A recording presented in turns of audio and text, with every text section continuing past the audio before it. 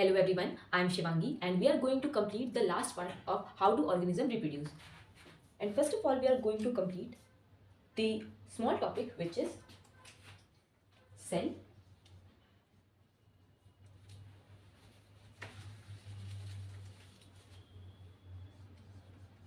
It can be of two types.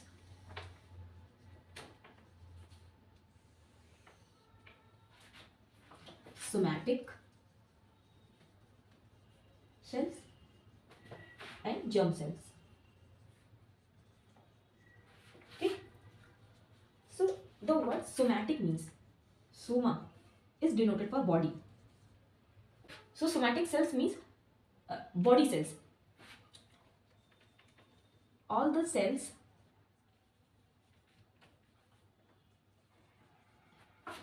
in multicellular organism except the gametes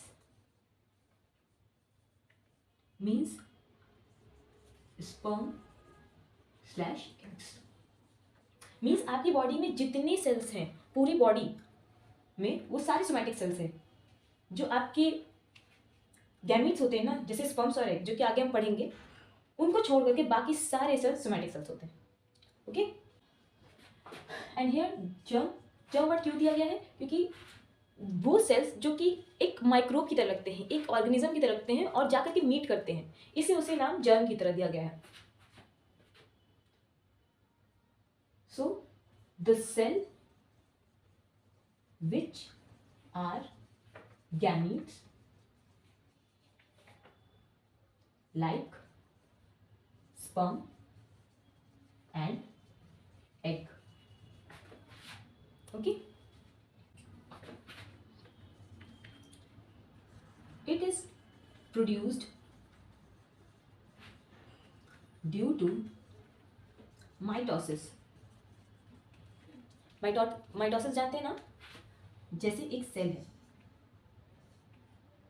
और वो 2n है और वो दो सेल को प्रोड्यूस कर रहा है, तो वो भी 2n होता है।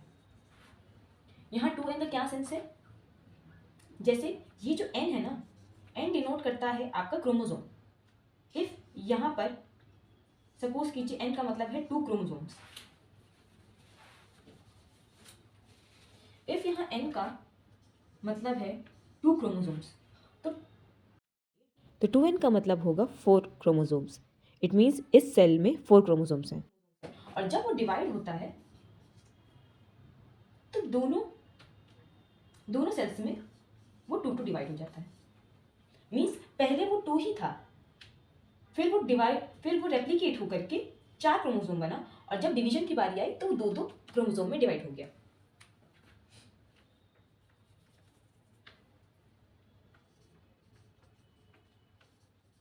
ये है आफ्टर रेप्लिकेशन। इट मीन्स कि क्रोमोसोम में कोई चेंज नहीं आया। अगर यहाँ पे 2 क्रोमोसोम हैं तो यहाँ पर भी 2 ही क्रोमोसोम पहुंचे 2 डॉटर सेल्स में।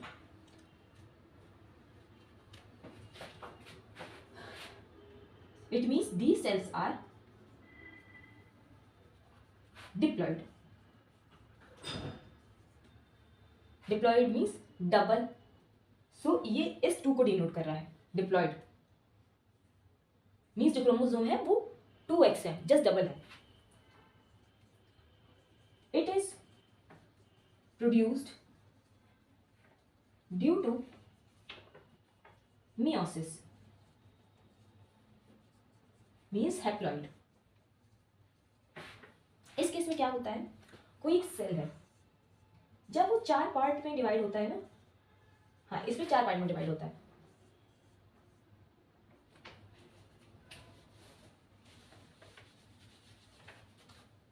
एक सेल अगर पहले 2 में डिवाइड करे, फिर वो और 2 में डिवाइड करे,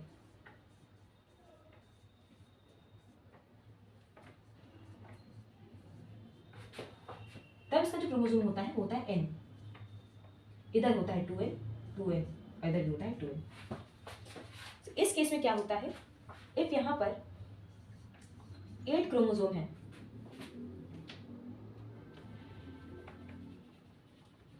इफ यहाँ पे 2 क्रोमोसोम है, इट मीन्स कि इन दोनों सेल्स में भी 2 क्रोमोसोम्स होने चाहिए। तो पहले क्या करता है, ये रेप्लिकेट करता है, ये रेप्लिकेट करता है और बनाता है 4 क्रोमोसोम्स। फिर ये 4 क्रोमोसोम्स डिवाइड होते हैं 2 क्रोमोसोम्स में इस तरीके से, फिर एक क्रोमोसोम्स ऐसे डिवाइड होता है। तो आपका जो क्रोमोसोम होता है जस्ट हाफ हो जाता है, इसीलिए यहाँ पे वर्ड है हैप, हैप्लॉइड। क्यों? क्योंकि हाफ हो जाता है। ओके, अब जो जर्म सेल्स होते हैं ना, वो होते हैं एग एंड स्पर्म। एग कहाँ डेवलप होते हैं? Develop in female body. Similarly sperm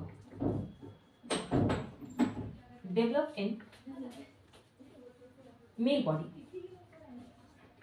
means किसी भी फीमेल में जो रिप्रोडक्टिव सेल होता है उसे एग कहते हैं और मेल में उसे स्पर्म कहते हैं। इनका शेप कैसा होता है? इनका शेप होता है कुछ इस तरीके से। एग बहुत बड़ा होता है स्पर्म के कंपैरिजन में। इसमें ऐसे वॉल्स होती है और अंदर साइटोप्लाज्म होता है और यहाँ होता है बड़ा सा न्यूक्लियस।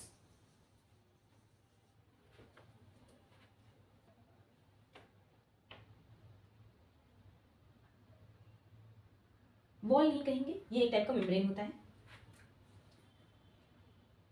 Cell membrane.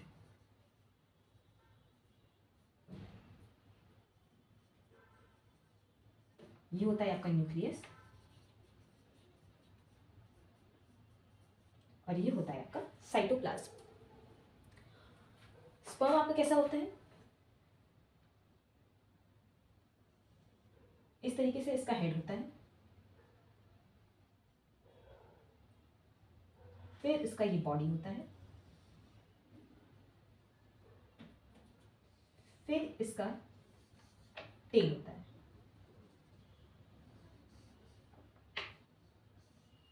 इसकी टेल बहुत लॉन्ग होती है। ठीक, तो यहाँ पर क्या होता है आपका?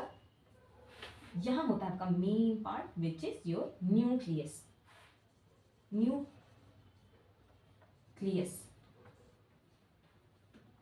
यहाँ होता है आपका माइटोकॉन्ड्रिया, जो कि एक सेल को एनर्जी प्रोवाइड करता है। माइटोकॉन्ड्रिया।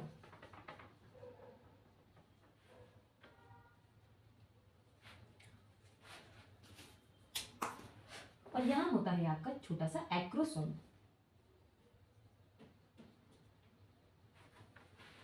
ये इस तरीके से होता है।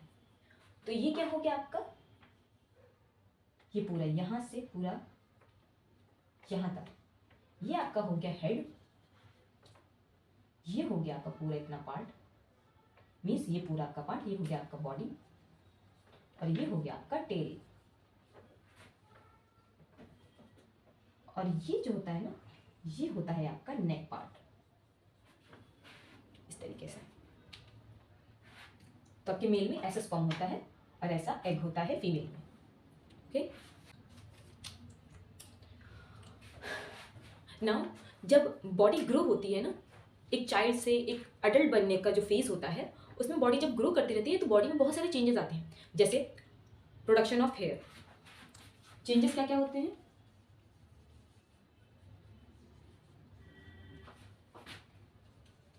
Hair on all body parts. Production of oil on skin. In females,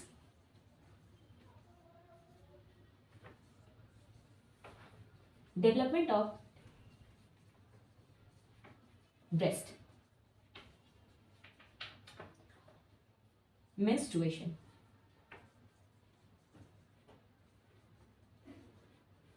In males,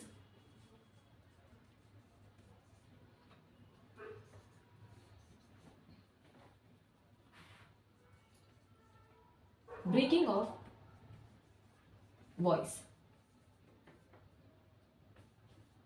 and deepening.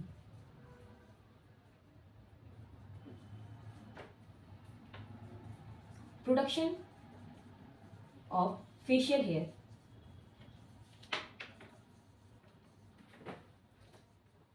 तो क्या होता है कि कोई भी बॉडी होती है, कोई भी पर्सन होता है, तो उसकी पूरी बॉडी पर हेयर्स ग्रोथ होने लगते हैं।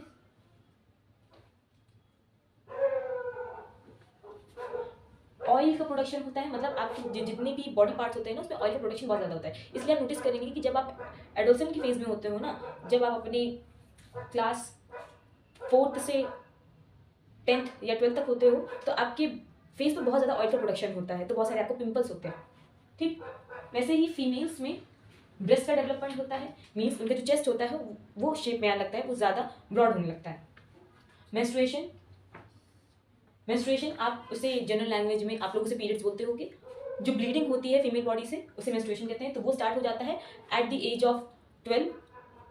जनरली 12 में होता था, बट अब थोड़ा और जल्दी होने लग गया है। मेल्स में क्या होता है, उनकी जो वॉइस होती है, आप देखिएगा कि जो लड़के होते हैं जब वो थोड़े छोटे होते हैं तो उनकी वॉइस बहुत क्लियर रहती है, बट जैसे जैसे वो मिडिल फेज में आने लगते हैं ना, एडोसेंट होने लगते हैं, तो उनकी वॉइस थोड़ी सी डीप होने लगती है और बहुत ही हार्श होने लगती है। तो वही है ब्रेकिंग ऑफ वॉइस, और थोड़ी सी डीप होने लगती है, सुनने में थोड़ी डीप लगेगी, बहुत श्रिल नहीं होगी, बहुत पतली नहीं होगी, थोड़ी सी हार्ड होगी, बहुत भारी लगेगी सुनने में आपको। और फेशियल हेयर जो पूरे फेस पे आप देखिएगा, उनके काफ़ी बाल आने लगते हैं, उनकी मुस्टैच आने लगती है, बियर्ड आने लगता है। और तो यही चीज़ यहाँ पे लिखी है फेशियल हेयर, ये सारे चेंजेस होते हैं बॉडी में। तो जब किसी ऑर्गेनिज्म या किसी भी पर्सन में आप ये सारे चेंजेस देखते हैं ना, तो आपको समझ आता है देख करके कि उस पर्सन के अंदर, उस ऑर्गेनिज्म के अंदर सेक्सुअल मैच्योरेशन हो रहा है। मीन्स उसकी जो बॉडी है वो सेक्सुअली मैच्योर हो रही है, डेवलप हो रही है। और ऐसा होता क्यों है?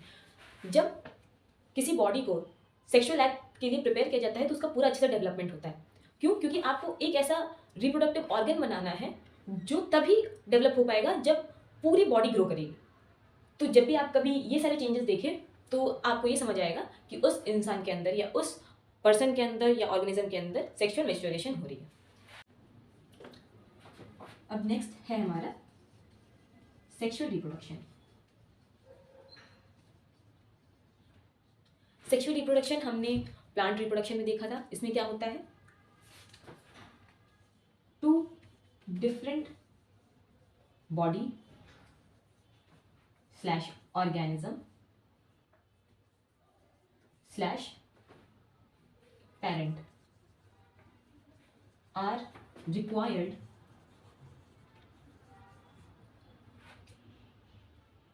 to produce the gametes which fuses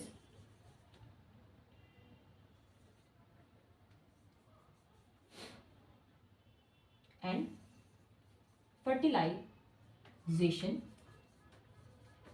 is happen। Means हमें 2 पेरेंट चाहिए होते हैं जो कि क्या प्रोड्यूस करते हैं, गैमीट प्रोड्यूस करते हैं। जब वो गैमीट्स मीन्स आपका एग और स्पर्म जब ये प्रोड्यूस होते हैं और फ्यूज होते हैं तब फर्टिलाइजेशन होता है, और इसी तरीके से ये पूरा प्रोसेस आपका सेक्सुअल रिप्रोडक्शन कहलाता है। ठीक, अब अगर एक बॉडी है,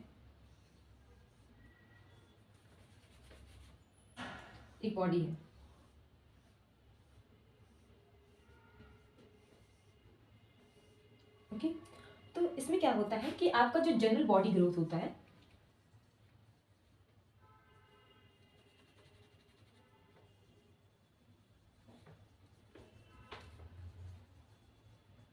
वो होती रहती है, टाइम के साथ इंक्रीज होती रहती है। जब आप चाइल्ड होते हो, चाइल्ड से बड़े होते हो, तो वो बॉडी ग्रो होती रहती है। बट क्या होता है ना, कुछ टाइम बाद जब बॉडी एक फेज में आती है, जब आप 12, 13, 14 के होते हो ना, एडोसेंस की जो स्टेज होती है उसमें आप 12 और 13, 14 के होते हो, तो उसमें जो ग्रोथ होती है वो रुकने लग जाती है, थोड़ी थोड़ी स्लो होने लग जाती है।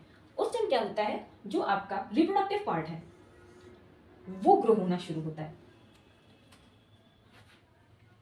जब का जनरल बॉडी ग्रोथ होता है ना, वो इसीलिए स्लो हो जाता है। क्यों? क्योंकि आपका रिप्रोडक्टिव बॉडी ऑर्गन ग्रो हो रहा होता है। तो इसीलिए this phase of adolescence is called puberty. यही जो एडोलसेंस की स्टेज होती है, हम इसे प्यूबर्टी कहते हैं, जब आपका रिप्रोडक्टिव ऑर्गन का ग्रोथ होने लगता है। तो हम प्यूबर्टी का डेफिनेशन कैसे लिखेंगे?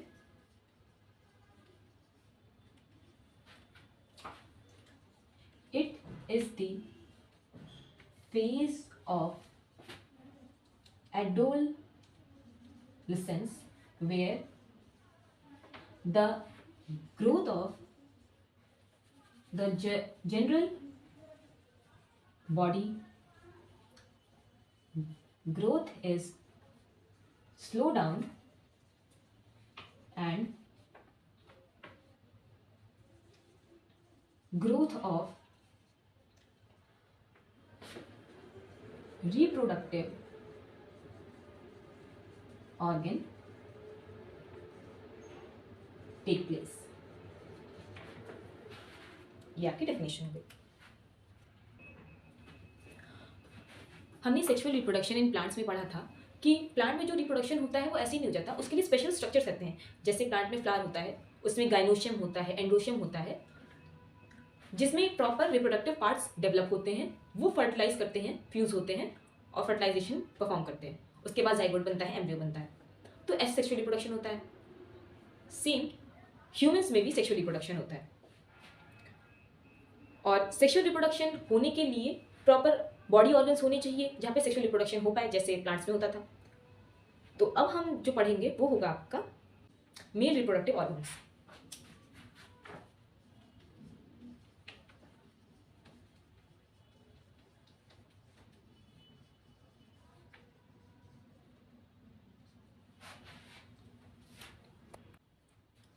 मेल रिप्रोडक्टिव ऑर्गन्स में दो टाइप के ऑर्गन्स होते हैं।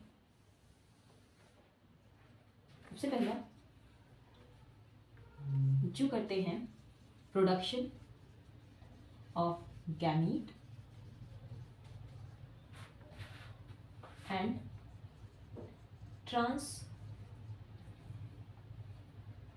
Transportation of gamete. गैमीट अगर प्रोड्यूस होगा कहीं पर तो वहां से कहीं ट्रैवल करवाना भी तो होगा ना, इसीलिए गैमीट का ट्रांसपोर्टेशन भी ज़रूरी है, जो कि कुछ पार्ट्स करवाते हैं। सो इसमें क्या क्या आएगा? टेस्टिस, जो कि हमारा मेन ऑर्गन होता है, और ये कहाँ होगा? Present in abdominal pouch called scrotum.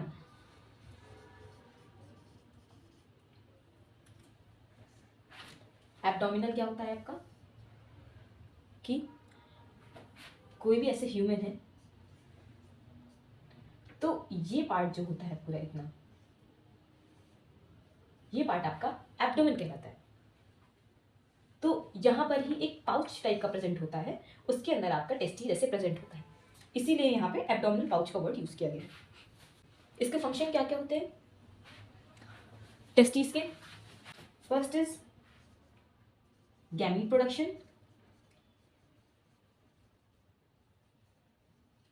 And second is production of testosterone. जो मेल हार्मोन होता है उसे टेस्टोस्टेरोन कहते हैं। तो इसका ये दो फंक्शन होता है टेस्टिस का। ट्रांसपोर्टेशन में कौन कौन से पार्टिसिपेट करते हैं? पहला है वास डिफरेंस। डिफरेंस नहीं, अंतर वाला नहीं है, ये डिफरेंस एक वर्ड है, वास डिफरेंस। एंड और भी एक्सेसरी ग्लैंड्स होते हैं जो कि गैमीट को एक फ्लूइड के अंदर पास करने का ट्राई करते हैं। जैसे कोई चीज़ अगर ग्रैन्युलर होगी और उसे किसी ट्यूब से अगर आप पास कराएंगे तो थोड़ी डिफिकल्टी होगी, क्यों? क्योंकि फ्रिक्शन आएगा, तो वो पार नहीं हो पाएगी। बट अगर उसे हम थोड़ा सा म्यूकसी कर दें या थोड़ा सा लिक्विफाई कर दें तो उसी ट्यूब के अंदर बहुत ही अच्छे से ट्रैवल कर पाएगी। इसीलिए यही glands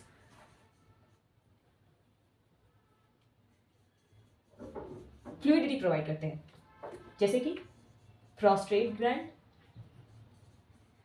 gland and second is seminal vesicle. ये आपके दो ग्लैंड होते हैं, वैसे और भी होते हैं बट आपके लेवल पर हमें यही दोनों पढ़ने हैं। तो अब हम इसका पूरा स्ट्रक्चर देख लेते हैं जिससे हमें याद हो पाए ये सारे पार्ट्स। आपको यहाँ पे मेरे साथ साथ ड्रॉ करना है जिससे आपकी प्रैक्टिस हो सके। पहले आपको ऐसे एक स्ट्रक्चर बनाना है सी टाइप का, फिर यहाँ पे ऐसे लाइन, फिर यहाँ पे एक ऐसे पाउच टाइप का आपको बनाना है, फिर यहाँ से इसे आपको ऐसे निकालना है और यहाँ पे ऐसे छोड़ देना है, फिर थोड़ा सा ऐसे करके फिर इसे ऐसे ऊपर लाना है, फिर इसे ऐसे स्ट्रेट लेके जाना है। ये आपका आउटर पार्ट हो गया। अब इसके अंदर हम मेन पार्ट्स बनाएंगे। यहाँ पे ये ऐसे होगा, ऐसे आप बनाएंगे, फिर इसके बाद ऐसे एक पाइप टाइप का बनाने का ट्राई करेंगे।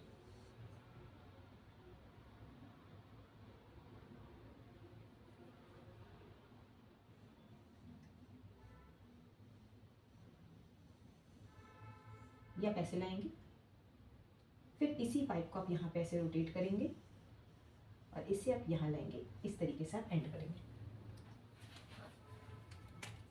फिर यहाँ पे ये पार्ट इस तरीके से ऐसे बनेगा और ये आपका बन जाएगा टेस्टिस। यहीं से पाइप आपको कंटिन्यू रखनी है, इसे आपको ऐसे लेके जाना है,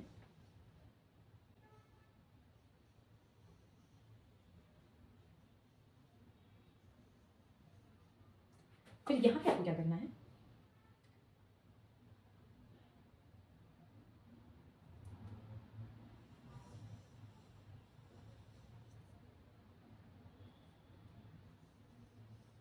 यहाँ पे एक ऐसे करके साइड ब्रांच निकाल ली ऐसे करके और एक ब्रांच यहाँ निकाल ली। फिर से आपको अपनी पाइप कंटिन्यू करनी है,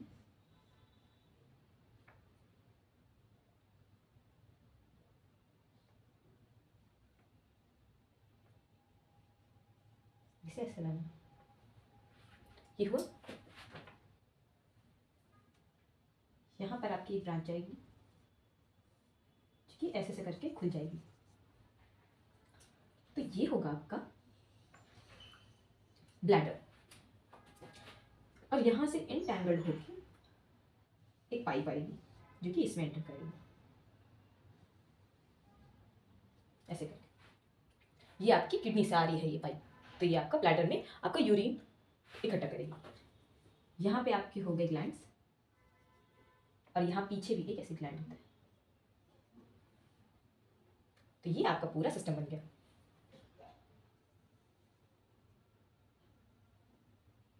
इस तरीके से। तो अब हम इसकी नेमिंग करना शुरू करते हैं। सबसे पहला होगा ये हमारा bladder,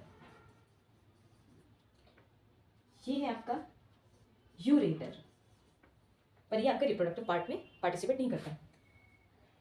next is your first testis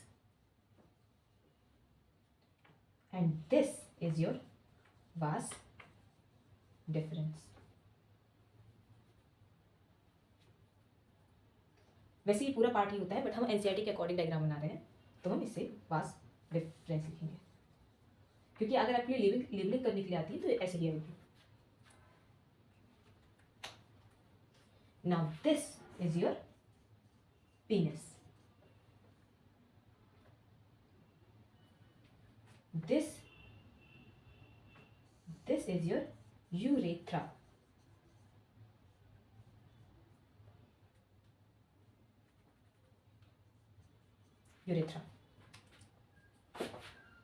this is your prostate gland, try करना होता है कि सारी लेबलिंग एक ही साइड हो, बट इफ नहीं हो पा रहा है तो आप दूसरी साइड भी कर सकते हैं, बट ट्राई कि आप इधर साइड ही करें। And next is your seminal vesicle.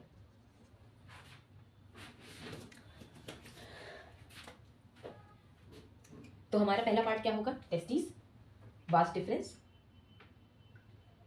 यहाँ से हमारा स्पर्म, यहाँ से हमारा स्पर्म यहाँ से ऐसे ट्रैवल करते हुए यहाँ आएगा, यहाँ आएगा, यहाँ आएगा, यहाँ आएगा, ऐसे ऐसे ट्रैवल करते हुए यहाँ आएगा। और जब वो यहाँ पहुँचेगा ना इस पॉइंट पे, तो यहाँ से सारा जो वेसिकल का सेक्रीशन है वो इसमें आ जाएगा, और यहाँ पे जो ग्लैंड का सेक्रीशन है वो भी इसमें आ जाएगा, और फिर इस सेक्रीशन के साथ वो यहाँ पे ट्रैवल करेगा, और ट्रैवल करते करते करते यहाँ टिप पर आएगा और यहाँ से ये रिलीज हो जाएगा। इसका ये पार्ट होता है। तो हमारा पहला पार्ट क्या है, टेस्टिस, वास्ट डिफरेंस, फिर आपका seminal vesicle, prostate gland, and then ये पीनस में आता है। आपका ये पार्ट है स्क्रोटम, इसी को हम एब्डोमिनल पाउच बोलते हैं, इसी को। ओके, तो आपको याद क्या क्या रखना है, पहला टेस्टिस जो कि स्क्रोटम के अंदर होंगी, वास्ट डिफरेंस, और जो आपके एक्सेसरी ग्लैंड्स होंगे वो होगा सेमाइनल वेसिकल और प्रोस्टेट ग्लैंड। बस आपको इतना ही बस याद रखना है। ये आपके एक्सेसरी स्ट्रक्चर्स हैं जो कि आपको सिर्फ शो करने के लिए, ताकि हमें एक ह्यूमन एनाटॉमी का चीज़ें पता चले, इसलिए हम इसे भी बनाते हैं। ओके, तो आपको इतना बनाना है अगर आपके एग्जाम में आता है। Next is our female reproductive organs. तो हम ये कैसे ड्रॉ करेंगे, सबसे पहले आपको एक ऐसे करके डोम बनाना है, इस तरीके से ये डोम बन गया आपका। फिर इसी को ऐसे ही आपको लाइन कर देना है, फिर इसी से अटैच ऐसे करके आपको बैग बनाना है, इस तरीके से आपको बैग बनाना है। इसकी ओपनिंग हम थोड़ी सी वाइड रखेंगे इस तरीके से, और इसकी भी लाइनिंग हमें थिक करनी है। इसका जब हम ये बनाएंगे ना, इसे थोड़ा सा रफ बनाएंगे, ऐसे करके बनाएंगे, और इसको भी हम थोड़ा से रफ बनाएंगे इस तरीके से। फिर इससे हम आगे इस तरीके से ले जाएंगे, और यहाँ पे इसे ऐसे करके मोड़ देंगे, इस तरीके से ऐसे आएगा, और ये भी थोड़ा रफ रहेगा इस तरीके से।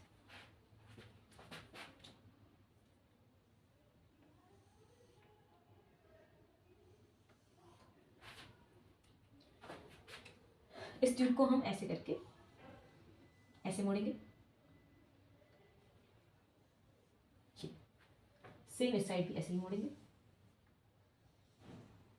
इस तरीके से। फिर यहाँ भी हम ऐसे करके ऐसे नॉब टाइप का बनाएंगे, हालांकि ऐसे नॉब टाइप का नहीं होता है, ये ऐसे फिंगर्स लाइक होता है, ऐसे फिंगर्स लाइक होता है, जो कि ऐसे ऐसे मूवमेंट करने में हेल्प करता है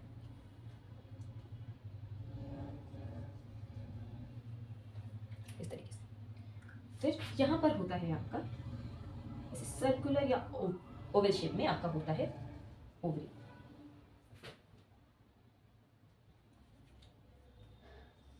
इस तरीके से, और ये आपका ऐसे यहाँ से ऐसे जुड़ा रहता है,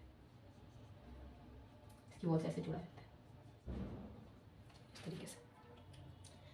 हाँ, तो अब इसके स्ट्रक्चर्स क्या क्या होंगे, सबसे पहला हमारा मीन, ओवरी,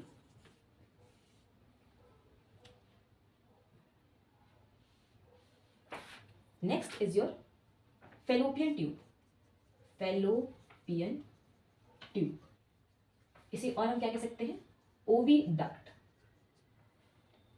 डक्ट किस लिए, डक्ट एक पाइप या किसी भी पैसेज को बोलते हैं, इसलिए डक्ट वर्ड यूज हुआ है। Next is your uterus,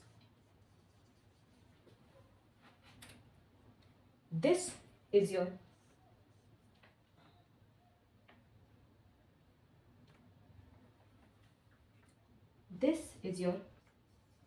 cervix, and this is your vagina।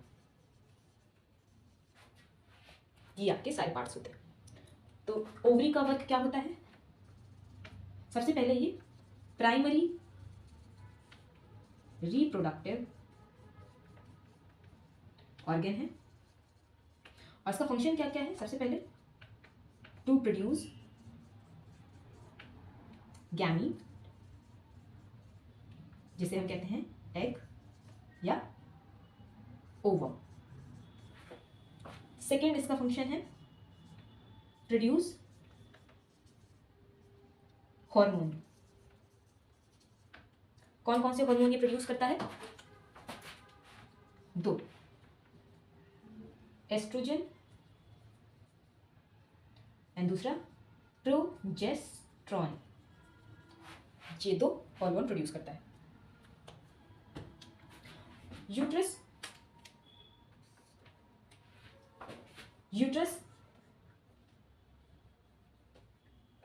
Stretchable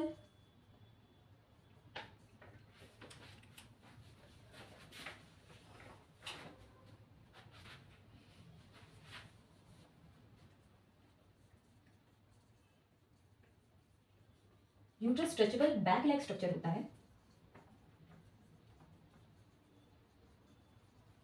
जिसे हम वोम भी कहते हैं, WOMB, वोम। इसका फंक्शन क्या होता है? It carries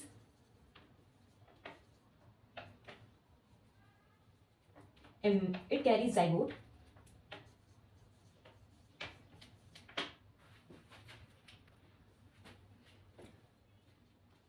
and matures it till child production. Means यहाँ पे जाइगोट को वो रखता है, इस तरीके से यहाँ पे वो जाइगोट को रखता है और तब तक रखता है जब तक ये पूरा इस तरीके से ऐसे करके बेबी ना बन जाए। पूरा जब आपका यहाँ बेबी बन जाता है तब तक ये इसे कैरी करके रखता है।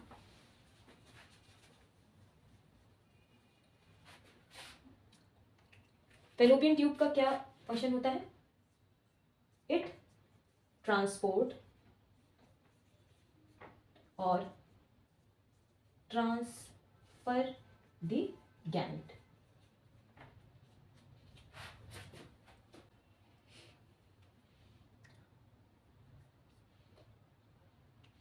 तो यहाँ पे क्या होता है, ऐसे जब ये आपका एग प्रोडक्शन होता है ना, ऐसे से करके, तो एग यहाँ पे ये जो स्ट्रक्चर होता है ऐसे फिंगर लाइक होता है। तो जब ये ऐसे से करता है ना, तो इस तरीके से एक झाड़ू की तरह होता है ये। तो एग इस मूवमेंट से इधर आता है और फिर इधर आता है, इधर आता है, इधर आता है, इधर आता है। तो जब एग यहाँ पहुँचता है ना, तो स्पर्म वेजाइना से एंट्री लेता है, फिर वो सर्विक्स में आता है, यहाँ से वो एंट्री लेता है, वो भी इधर आता है, इधर आता है, इधर आता है, इधर आता है, और फिर दोनों इस जगह पे फ्यूज होते हैं। जब वो इधर फ्यूज होते हैं दोनों, तब ये लोग फॉर्म करते हैं जाइगोट। ऐसे जब ये जाइगोट फॉर्म करते हैं,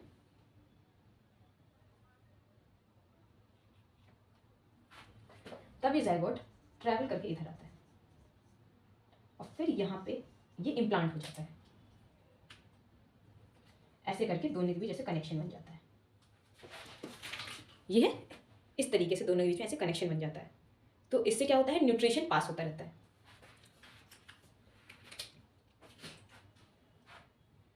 तो आपके 5 स्ट्रक्चर्स हैं। सबसे पहला आपका ओवरी, जो कि गैमीट प्रोड्यूस करता है और आपको हार्मोन प्रोड्यूस करता है। कौन से hormones? Oestrogen and progesterone. Next है आपका फैलोपियन ट्यूब और ओविडक्ट, जो कि ये वाला पार्ट है। नेक्स्ट इज योर यूट्रस, जो कि बैग लाइक स्ट्रक्चर होता है। Next is your cervix and last part is your vagina, जहां से स्पर्म एंटर करता है। ओके, ये आपका पूरा फीमेल रिप्रोडक्टिव ऑर्गन हो गया। जैसे हमने मेल रिप्रोडक्टिव ऑर्गन में बोला था कि जो गैमीट प्रोड्यूस करते हैं तो वो होगा ओवरी, गैमीट को ट्रांसपोर्ट करते हैं वो होगा ओविडक्ट। आपका एक ये क्वेश्चन आया था कि इसमें से कौन सा फीमेल रिप्रोडक्टिव ऑर्गन नहीं है, पार्ट नहीं है उसका, तो आपका सीधा सा आंसर होगा वास डिफरेंस। अब क्या होता है, जब फीमेल जब छोटी होती है, एम्ब्रियोनिक स्टेज में होती है, जब वो एज अ बेबी बाहर नहीं आई होती है, तभी उसकी बॉडी में बहुत सारे एग प्रोड्यूस हो जाते हैं। बट जब उसका बर्थ होता है तो वो जो एग का जो प्रोडक्शन होता है और मैच्योरेशन होता है वहीं पे स्टॉप हो जाता है। और जब वो प्यूबर्टी में आती है तब उसका मैच्योरेशन स्टार्ट होता है फिर से, और वो 1 बाय 1 होता है।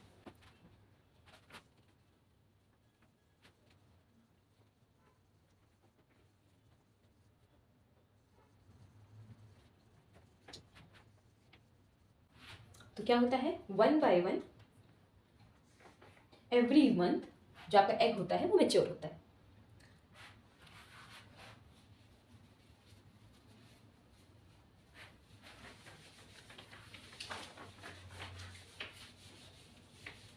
तो हमने देखा था जब एग फर्टिलाइज होता है अपने स्ट्रक्चर में तो फिर वो जाइगोट बनता है। तो हम वहां से देखेंगे कि जब एग फर्टिलाइज होता है और नहीं भी फर्टिलाइज होता है, ज़रूरी नहीं है कि हर एग फर्टिलाइज हो जाए, इसके बहुत सारे रीजंस होते हैं, बट हमें 2 केसेस पढ़ने हैं। एक तब जब स्पर्म जाके एग से मीट करता है और उसे फ्यूज़ करता है, और दूसरा जब वो मीट नहीं करता, मीन्स जब फर्टिलाइजेशन नहीं होता। आपकी प्रीवियस ईयर और कंपार्टमेंट क्वेश्चन पेपर में ये चीज़ पूछी गई थी कि एग का क्या रिजल्ट होता है जब वो फर्टिलाइज हो जाता है और जब वो अनफर्टिलाइज रह जाता है। तो हम उसे देखते हैं।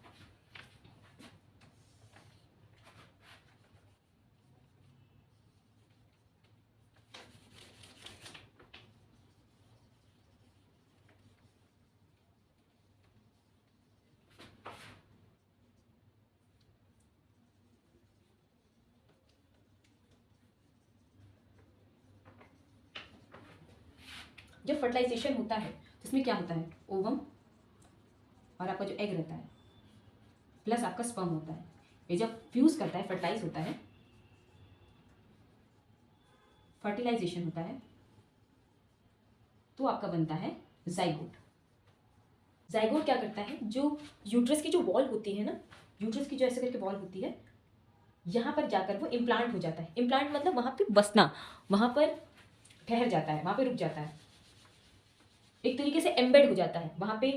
ऐसे करके जो वॉल होती है, ऐसे करके ब्लड की पूरी न्यूट्रिशियस वॉल होती है, तो वहाँ पे जाकर ऐसे करके एम्बेड हो जाता है, उसके अंदर धस जाता है, घुस जाता है, तो उसे हम कहते हैं इम्प्लांटेशन। फिर जब वो इम्प्लांट करता है उसके बाद सेल्स क्या होती है, डिवाइड होती है।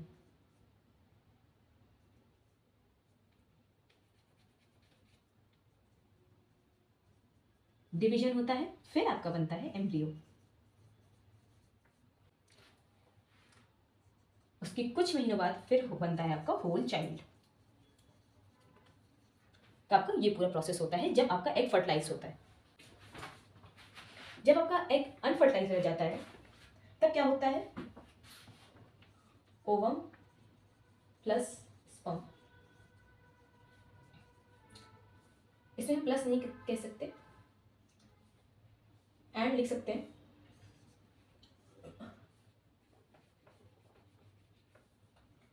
नो फ्यूजन, इसीलिए नो फर्टिलाइजेशन। इस केस में क्या होता है, जो एग होता है आपका ओवम स्लैश एग, जो आपका एग होता है ना, वो फेलोपियन ट्यूब में 1 डे के लिए लिव करता है, लिव फॉर 1 डे। और इस केस में क्या होता है, वो फिर से यूट्रस वॉल में एम्बेड हो जाता है। फिर क्या होता है, जो आपका यूट्रस होता है ना ऐसे, और यहाँ पे जब ये एम्बेडेड रहता है तो आपकी ये जो वॉल्स होती है ना, ये ब्रेक करने लगती है, पूरा जो ब्लड की जो वॉल बनी होती है पूरी टूटने लगती है। और ये जो जाइगोट होता है, सॉरी ये जो एग होता है, ये इसके अंदर एम्बेड रहता है, तो जब ये शेड करता है ना, जब ये टूटता है इस तरीके से, तो ये एग भी इसी ब्लड के साथ बाहर आ जाता है।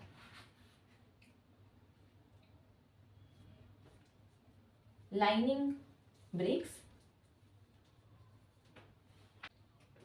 And come through out, come out through vagina. तो आपका ये जो वजाइना होता है ना, यहीं से ये बाहर ऐसे निकल आता है। और ये किस फॉर्म में होता है,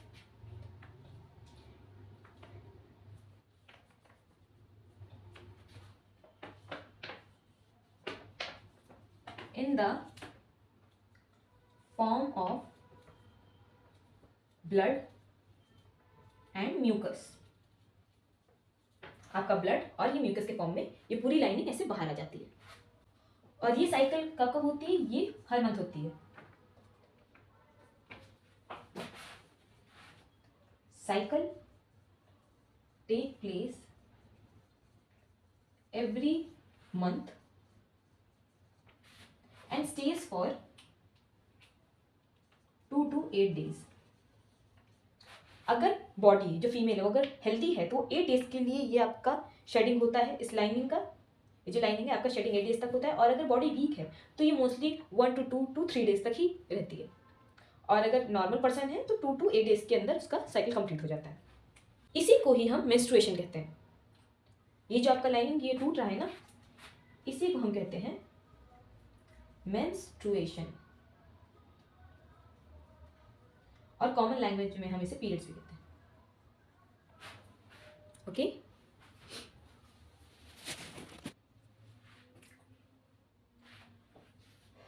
अब ये जो एम्ब्रियो है ना, इसे न्यूट्रिशन कहाँ से मिलता है? किसी भी लिविंग ऑर्गेनिज्म को डेवलप करने के लिए उसे न्यूट्रिशन चाहिए होता है। तो इसे कहाँ से मिलता है? मैंने आपको पहले बताया है कि अगर ये आपका ऐसे यूट्राइन बॉल है ऐसे करके, और यहाँ पे ये ऐसे से करके आपका ब्लड की लाइनिंग है ऐसे से करके, और यहाँ पे ये आपका एम्ब्रियो है, तो ये क्या करता है ना,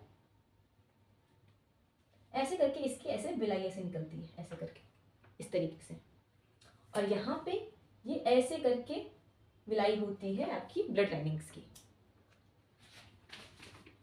तो ये दोनों कुछ इस तरीके से ऐसे जुड़ जाते हैं इस तरीके से, और फिर क्या होता है मदर बॉडी से मीन्स यहाँ से आपका ये न्यूट्रिशन इधर इसमें पास होता रहता है। तो ये जो स्ट्रक्चर होता है ना आपका, ये जो पूरा ऐसे करके जुड़ा रहता है, इस स्ट्रक्चर को बोलते हैं विलाई। विलाई फॉर्म करते हैं मीन्स विलाई एक जनरल वर्ड है जो इस तरीके के प्रोजेक्शन को बोलते हैं विलाई। ऐसे क्या होता है आपका सरफेस एरिया इंक्रीज होता है। अब आपको सोचिए अगर कोई सरफेस ऐसे है, ये सरफेस आपकी 5 सेंटीमीटर की है। अब इसी सरफेस को हम ऐसे से उठा दें ऐसे से करके, यहां से ऐसे से करके उठा दें, ऐसे से करके उठा दें तो कैसी हो जाएगी? ऐसे से करके हो जाएगी। ये भी 5 सेंटीमीटर है। ये देखने में छोटी लग रही होगी और ये लंबी लग रही होगी, तो एरिया उतना ही है पर सरफेस बढ़ गया है।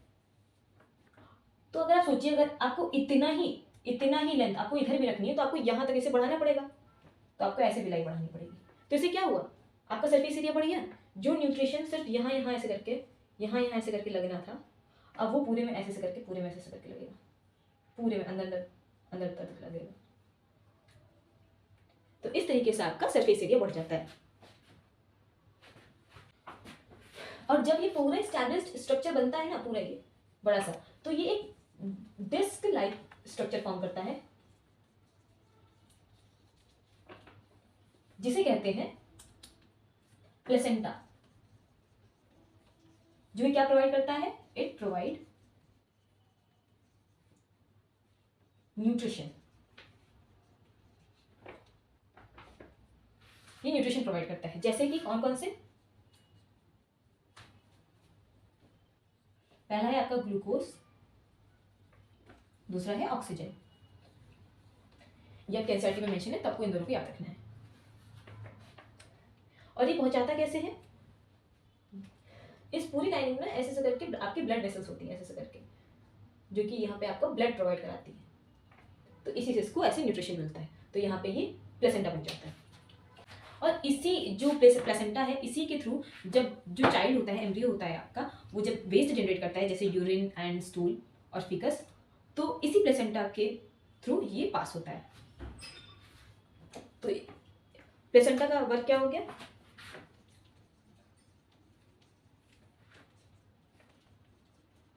Provide nutrition and removal of waste.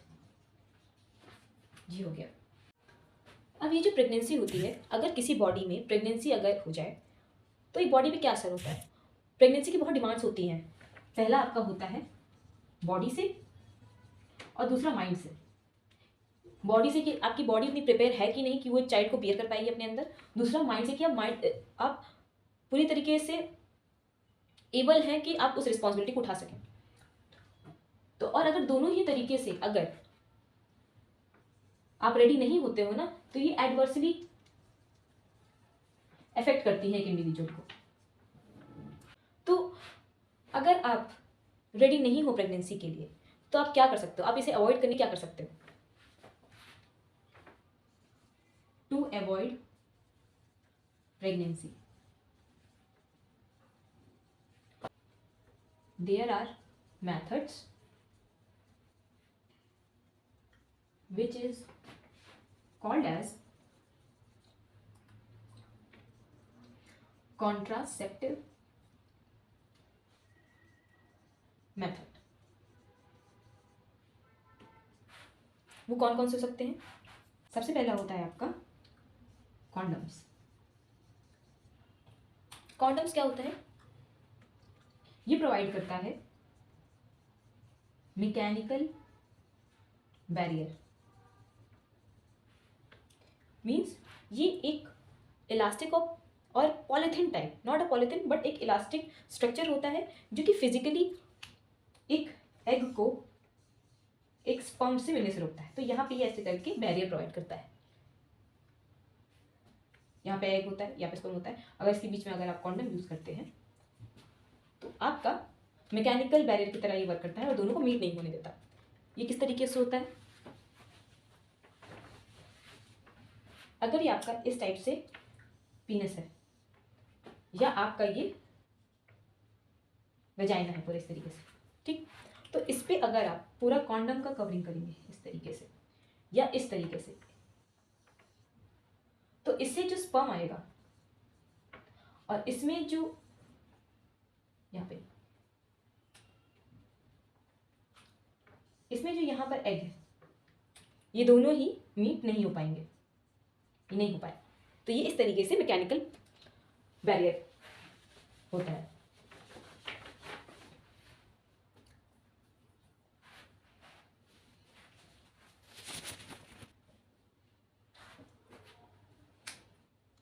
Second is your pills.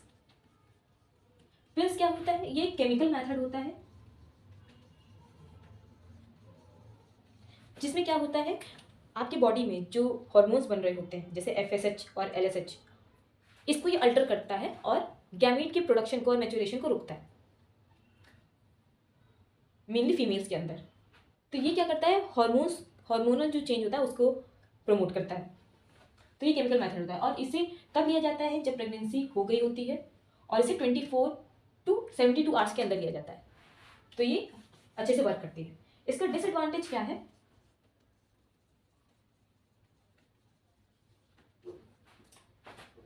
ये केमिकल मेथड है और ये हार्मोन्स को चेंज करती है, हार्मोनल चेंज लाती है बॉडी में, जो कि क्या करता है, शो करता है side effects, which shows side effects. और वो किसी भी फॉर्म में हो सकता है, जैसे वॉमिटिंग होना, अजीब सा फील होना या बहुत ज़्यादा पेन होना एब्डोमेन में। तो बहुत सारे साइड इफेक्ट्स होते हैं।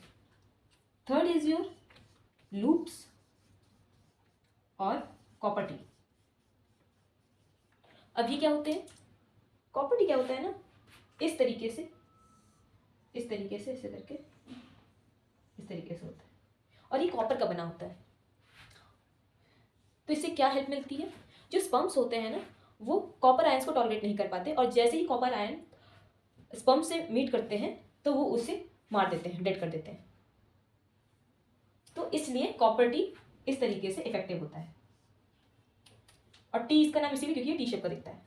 ये ऐसे करके इम्प्लांट किया जाता है यूट्रस में।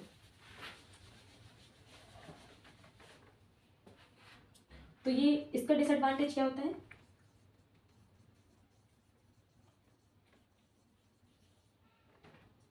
कि ये इरिटेशन प्रोवाइड करता है, इरिटेशन प्रोड्यूस इन यूट्रस, जिससे अगेन साइड इफेक्ट्स होते हैं। मैं आपको इसके साइड इफेक्ट्स क्यों लिखवा रही हूँ, क्योंकि आपके क्वेश्चन पेपर्स में ये पूछा जा चुका है, इसलिए मैं आपको इसका डिसएडवांटेज भी बता दे रही हूँ।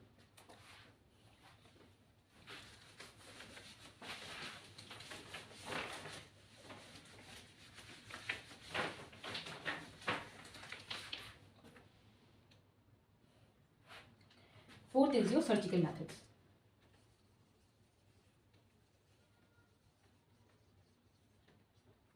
अब सर्जिकल मेथड्स में क्या होता है कि जो आपका पूरा वास्ट डिफरेंस होता है ना, ऐसे करके पूरा ऐसे स्क्रॉच आया होता है, वास्ट डिफरेंस आपका टेस्टिस आया होता है आपका, ऐसे करके यहाँ पे आया होता है ना, और ये जो आपका फेलोपियन ट्यूब होता है इधर इस तरीके से,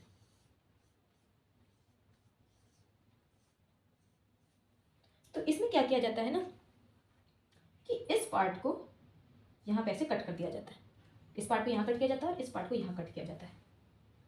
सर्जरी से इसे रिमूव किया जाता है, जिससे क्या होता है यहाँ पे गैप बन जाता है इस तरीके से, यहाँ पर भी अंदर ऐसे गैप बन जाता है, तो कोई कनेक्शन रह नहीं जाता, तो ना स्पर्म यहाँ से निकल के ये बाहर आ पाता है और ना ही एग यहाँ से निकल के इधर आ पाता है, इसलिए सर्जिकल मेथड्स होते हैं। इसका डिसएडवांटेज क्या होता है,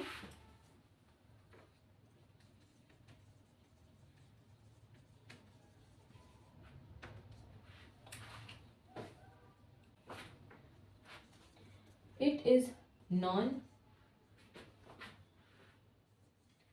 रिट्राइवेबल, मतलब इसे अगर इसमें एक बार सर्जरी से कट कर दिया गया तो दोबारा से वो रिपेयर नहीं हो पाता और दोबारा से आपकी प्रेगनेंसी नहीं हो पाती है। मीन्स एक तरीके से आपका रिप्रोडक्टिव ऑर्गन्स तो वहाँ पर होंगे, बट आपका गैमिट्स जो होगा वो उस तरीके से फ्यूज नहीं हो पाएगा और आपका जो रिप्रोडक्टिव ऑर्गन है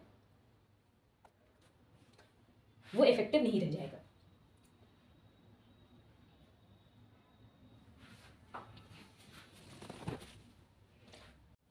पीवाईक्यूज में आपका एक ये क्वेश्चन पूछा गया है कि ऐसे कौन से कॉन्ट्रासेप्टिव मेथड होते हैं जो कि सिर्फ मेल यूज़ करते हैं, तो वो कौन कौन से होंगे, कॉन्ट्रासेप्टिव मेथड्स फॉर मेल्स। तो इसमें आपका क्या क्या हो जाएगा, पहला कॉन्डम जो कि एक मैकेनिकल मेथड है, सेकेंड है आपका सर्जिकल मेथड, सर्जरी जो कि आपका सर्जिकल मेथड है, जो हो गया आपका आंसर। आपका एक टर्म होता है प्रीनेटल सेक्स डिटर्मिनेशन। इसमें क्या होता है ना, डॉक्टर्स क्या करते हैं, जो फीटस होता है, जो चाइल्ड होता है, एम्ब्रियो होता है, उसका क्रोमोसोम चेक करते हैं और उसमें चेक करते हैं कि उस चाइल्ड को कोई भी जेनेटिक प्रॉब्लम तो नहीं है। तो जब वो चेक करते हैं ना, उससे उन्हें क्रोमोसोम्स का पता चल जाता है, जिसमें हो सकता है कि XX हो या फिर XY हो। तो इससे आपका सेक्स पता चलता है किसी भी चाइल्ड का। तो XY वाले हो जाते हैं आपके मेल और ये वाले हो जाते हैं आपके फीमेल, इस तरीके से होता है। तो पेरेंट्स क्या करते हैं ना, ट्राई करते हैं इस इन्फॉर्मेशन को लेने के लिए कि बच्चे का सेक्स क्या है, मेल है कि फीमेल है। तो इंडिया में क्या होता था ना, आज भी होता है कुछ जगहों पर, जिसमें क्या होता है कि फीमेल पता चलती है उन्हें तो फीमेल को मार दिया जाता है, जिससे क्या होता है कि उन्हें सिर्फ लड़के लड़के चाहिए होते हैं, क्योंकि उन्हें लगता है कि लड़कियां बोझ हैं और लड़के आगे जाके उनका सहारा नहीं बन पाएंगे, इसलिए वो फीमेल फीटिसाइड करवा देते हैं और वो सिर्फ मेल को ही एज अ चाइल्ड रखते हैं। तो गवर्नमेंट ने क्या किया था, इसे बैन कर दिया था, जिससे फीमेल फीटिसाइड ना हो पाए। इसलिए आपने स्लोगन भी सुना होगा, बेटी बचाओ बेटी पढ़ाओ, तो वो इसीलिए दिया गया था कि फीमेल फीटिसाइड को रोका जा सके और फीमेल एजुकेशन को आगे बढ़ाया जा सके। सो या that's all for this video. और मैं आपको एक होमवर्क दे करके जा रही हूँ, इसका आंसर आप मुझे कमेंट्स में दीजिएगा बहुत शॉर्ट में। और मैं आपको ये होमवर्क इसलिए देती हूँ क्योंकि इन सब से क्वेश्चंस बनते हैं एग्जाम में, तो इससे क्या होगा, आपका प्रिपरेशन हो जाएगा। तो आप इसका आंसर कमेंट्स में 1 वर्ड में ट्राई कीजिएगा कि आप दे पाएँ, और आपका कोई भी कन्फ्यूजन हो, कोई भी डाउट हो, सो आप प्लीज़ मुझे बताइए, बिल्कुल भी हेजिटेट मत कीजिए, I will reply you back. Okay, so see you next time. तब तक के लिए पढ़ाई करते रहें and study hard and well. Okay, bye bye.